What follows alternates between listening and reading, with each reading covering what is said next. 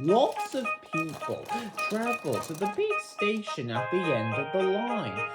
Engines from the other railways sometimes pull their trains. These engines stay the night and go home next day. Gordon was talking one day to one of these. When I was young and green, He said, I remember going to London. Do you know the place? The station's called King's Cross. King's Cross? Snorted the engine. London's Euston. Everybody knows that, Rubbish, said Doc. London's Paddington. I know, I work there. They argued until they went to sleep. They argued when they woke up.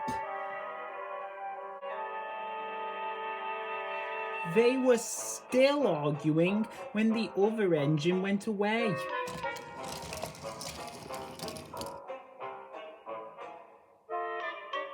Stupid thing, said Gordon crossly. I've no patience. Stupid yourself, said Doc. London's Paddington. Paddington, do you hear?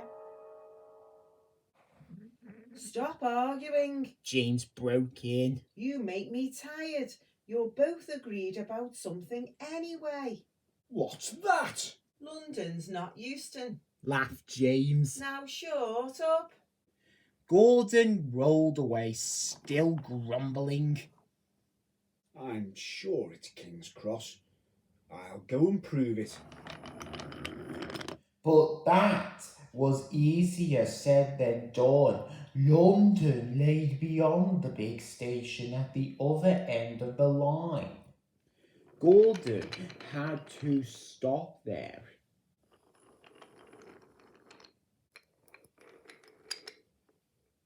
Another engine then took his train.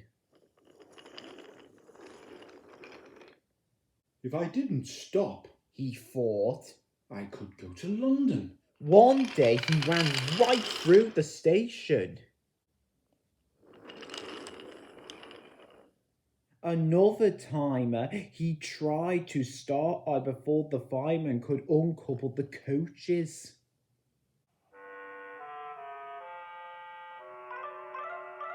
He tried all sorts of tricks, but it was no good.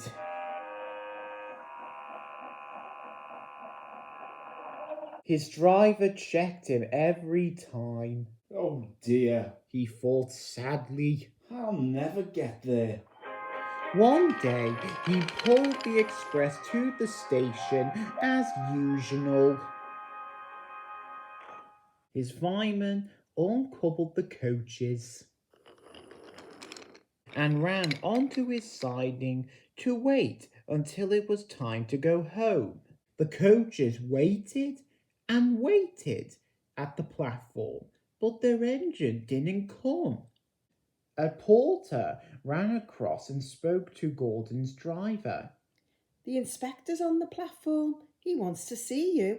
The driver climbed down from the cab and walked over to the station. He came back in a few minutes looking excited. Hello, said the fireman. What's happened? The engine for the express turned over when it was coming out of the yard. Nothing else can come in or out. They want us to take the train to London. I said we would if the Fat Controller agreed. They telephoned and he said we could do it. How's that? Fine, said the fireman. We will show them what the Fat Controller's engines can do. Come on, said Gordon. Let's go. He rolled quickly over the crossings and backed onto the train. It was only a few minutes before the guard blew his whistle, but Gordon thought it was ages. Come on, come on. He puffed to the coaches. Come on, come on, come on. We're going to town, we're going to town, we're going to town. Sang the coaches, slowly at first, and then faster and faster. Gordon found that London was a long way away. Never mind. He said, I like a good long run to stretch my wheels. but all the same, he was glad when London came in sight. The Fat Controller came into his office next morning. He looked at the letters on his desk. One had a London postmark. I wonder how Gordon's getting along, he said. The Stationmaster knocked and came in. He looked excited. Excuse me, sir, have you seen the news? Not yet. Why? Just look at this, sir. The Fat Controller took the paper. Goodness gracious me, he said. There's Gordon. Headlights too. Famous engine at London Station. Police call to control crowds. The Fat Controller read on absorbed. Gordon returned next day. The Fat Controller spoke to his driver and fireman.